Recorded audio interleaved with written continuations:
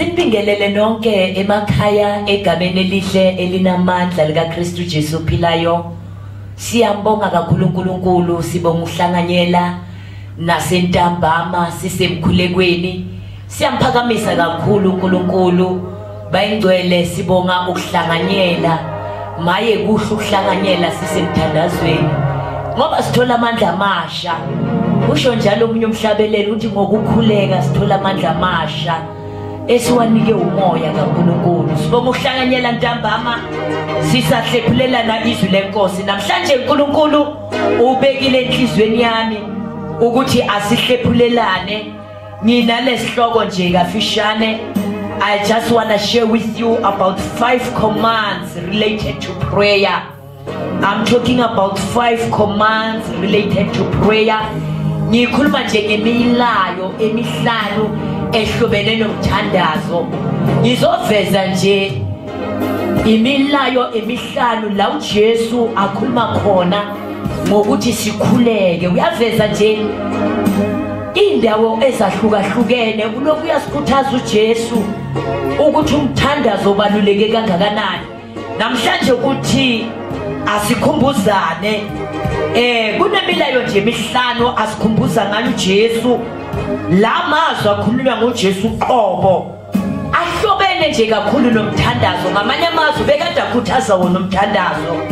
Ngiyaqala nje bese siyafunda uNkulunkulu anibusise 5 commands related to prayer. Ungakhohlwa, we've got this commandment uJesu asinikeze yona. Number 1, uthi uJesu ngelinye ilanga, watch and pray always. Uma mhlambe ufisa ukuthola leso sahluko ngicela uyofunda lapha Luke chapter 21 verse 36, and you may read Mark chapter 13 verse 35 to 37. Yila uJesu akhuluma khona lamazwi uthi be always on the watch and pray that you may be able to escape all that is about to happen, and what you may be able to stand before the Son of Man. uNkulunkulu anibusise ngendlela emangalisayo. Mazwi akhulunywa nguJesu lawa uthi singayeki ukuthi sikhuleke, asobheka siqhubeke sikhuleke. uNkulunkulu anibusise uthi sikhuleke sikwazi ukuba nosuku olubi. Angazi Jesu kwangathi bekazi, kwangathi bekaprofetela ukuthi kunesinye isikhathi la insuku zizoba zibi khona ungasakwazi ukukhuleka. Ke ngisho lamazwi ngithi kuhle ukukhuleka in advance, ukhuleke kukuhle ukhuleke kukubi, ngoba kuyofika isikhathi, kuyofika isimo esizokwenza ukuthi uma sobhekelela lesimo ungasakwazi nokukhuleka. So pray in advance, keep on watching and pray. Uthi uJesu nakakhuleka la ukhuluma lamazwi uthi so that you may stand before the Son of Man. Nikwazi ukuthi nime ngosuku olubi, nikwazi ukuthi nime naphambi kwendodana yomuntu. Inkosi yomsa inibusise. Uyaqhubeka uJesu, which is point number 2.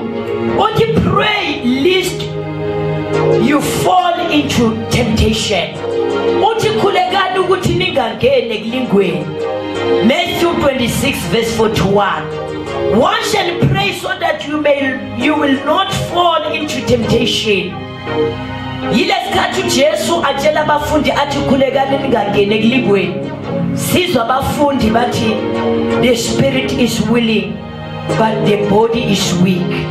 Uyabakhuthaza uthi khulekani ningangene ekulingweni.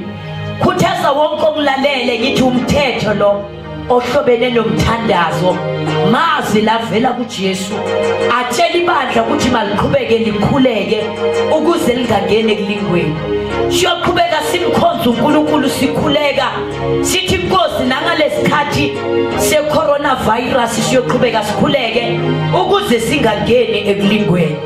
Siyabonga kakhulu uNkulunkulu egameni likaJesu. Ngicela sibheke omunye umthetho wesithathu, the third command which is related to prayer. Uyakhuluma ngelinye ilanga uJesu uthi pray for workers. Ngicela siwafunde lamazwi kuLuke chapter 10 verse 2 uthi nikhulekele nezisebenzi. Ake siwafunde lamazwi. He told them, the harvest is plentiful, but the workers are few. Ask the Lord of the harvest, therefore, to send our workers into his harvest field. Mazwi la khuluma ngoJesu. Uthi ningakhohlwa ukukhuleka nikhulekele nezisebenzi. Yabazalwane ngikhuluma ngemithetho ebekwe nguJesu engeke sikwazi ukuthi singayenzi le mithetho. Ngamanye amagama sibizelwe emthandazweni. Sinikezwe imithetho ukuthi siqhubeke sikhuleke noma ngaba uzweli noma ngabe uyazwela. Uthi ngelinye ilanga uJesu khulekela nezisebenzi. Uthi ngokuba amasimu makhulu avulekile kodwa izisebenzi zingqosana. Uthi anoqhubeka nikhuleke ukuze uJesu noma ukuze ubaba uNkulunkulu asivusele noma sithumele izisebenzi eziningi. Siyoqhubeka simkhuleke uNkulunkulu. We gonna ask the Lord of the harvest so that he may send for us workers in his harvest field. Sithi inkosi sithumele izisebenzi eziningi esizoqhubeka zingene ensimini zenze umsebenzi wakho. Inkosi yomsebenzi ingusise umthetho wesithathu lo ke sibheka umthetho wesine. Ungakhohlwa bazalwane, we are talking about 5 commands related to prayer. Another command uthi Jesu, pray for those in authority. Uthi khulekela nabakhulu abaphathi abaphethe. Ningabakhohlwa abaphethe kuyiphathimandla. Asimuzwe uma akhuluma lamazwi umpostoli Paul ukhuluma noTimothy ezwini lenkosi 1 Timothy chapter 2 verse 1 and 2. Yithi lenkosi, I urge you then first of all that request, prayers, intercession and thanksgiving be made for everyone, for kings and all those in authority, that may live peaceful and quiet lives in all godliness and holiness. uNkulunkulu anibusise. Mazwi la khuthazwa ngoPaul lakhuthaza uTimotheo. Uthi ngiyayala ukuthi ukukhuleka nokunxusa kwenzela abantu bonke. Ukuthi sikhulekela amakhosi neziphathimandla ukuze sizohlala kahle ngokuthula. Bazalwane umthetho esinikezwe wona lo ukuthi njengebandla lenkosi njengamanxusa masingalibali masingakhohlwa ukukhuleka sikhulekela iziphathimandla zethu. Masingalibali ukukhulekela abazalwane our government. Singalibali ukukhuleka abazalwane sikhulekele bayingcwele iparlamente lethu. uNkulunkulu anibusise. Basahlala phansi kusakhulunywa kuboniswana ziningi izinqunywa ezithathwayo. Sizoqhubeka sikhuleke sithi inkosi kuyinqumo zonke ezithathwayo basize balikelele bathwalwe nguwe baholwe nguwe ngoba umthetho lo esinikezwe wona. Bayayidinga imkhuleko yethu baphezulu baphakeme bayiphathimandla bangakwazi ukuqhubeka bakwazi ukuthatha inqumo. Ezinye ziyadinga ukuthi ngempela sibakhulekele uma basayithatha le inqubo. Inkosi yomhlaba inibusise. Nawo omunye umthetho wesihlanu sengikhuleka uNkulunkulu athi asikhumbuzane ngawo. uNkulunkulu anibusise. Amazwi la khulunywa ngoJesu Luke chapter 6 verse 28. Bless those who curse you, pray those who mistreat you. Akhulunywa ngoJesu lamazwi uthi pray for your enemies. Ungakhohlwa ukhulekela isitha sakho. uNkulunkulu anibusise. Uthi uJesu makhuluma uthi babusisa baqalekisayo ukhulekele nabakuzondayo. Ngisho bangakuphathi kahle ubakhulekele uthi inkosi bathethelele ngoba bakwazi abayikwenzayo.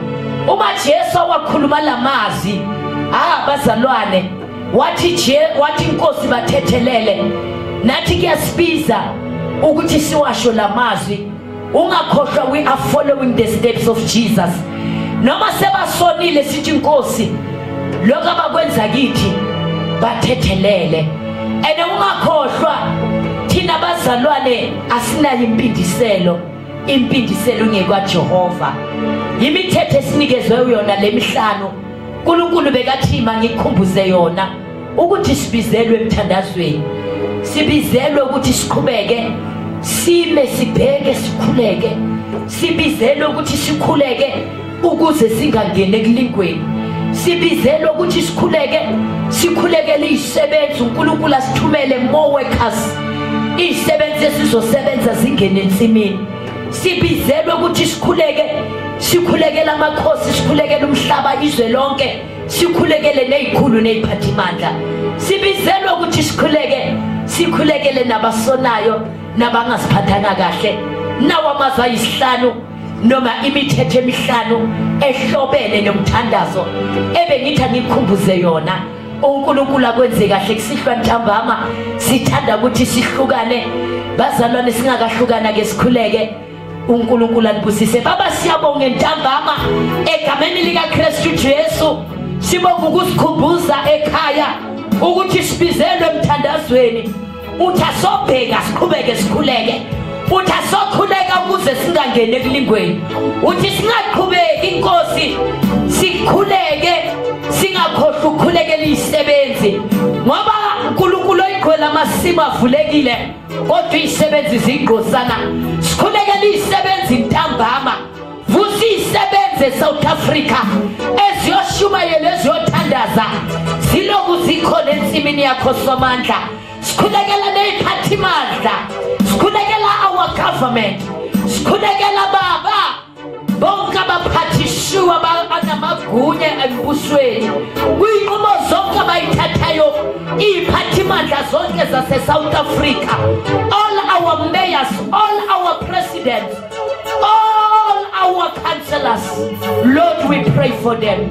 Bahleli phansi kuyinqumo zonke babonisana kuma different kuma department different basize banakekele egameni lika Kristu Jesu. Baba silibala ukukhulekela bonke abasonile sithi bathethelele egameni lika Kristu Jesu. Abangasiphathanga kahle bathethelele sithi nempindiselo inye yakho Nkosi egameni linamandla. Sibongile egameni lika Jesu. Qina umlalele ekhaya angasuka endaweni yakhe yomthandazo. Mlekelela ahlale emthandazweni. Isikhathi sivuma singavumi siyaphakamisa ngesikhathi osiphe sona. Iviki lisaqalile ngalendlela sisize sihlale emthandazweni. Siyabonga ngegama lika Kristu Jesu. Sibongile Nkosi. In the wonderful name of our Lord and Savior Jesus Christ of Nazareth. Lord, we thank you in Jesus' name. Amen.